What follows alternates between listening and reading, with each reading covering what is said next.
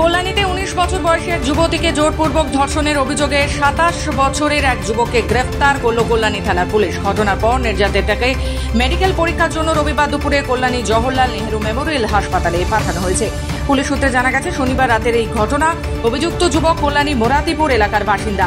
অভিযোগ, ওই যুবক শনিবার রাতে ফোন করে ওই যুবতীকে বাড়ি থেকে ডেকে নিয়ে যায়। এরপর বাড়ির কাছে একটি স্কুলের পেছনে নিয়ে গিয়ে তাকে জোরপূর্বক ধর্ষণ করে।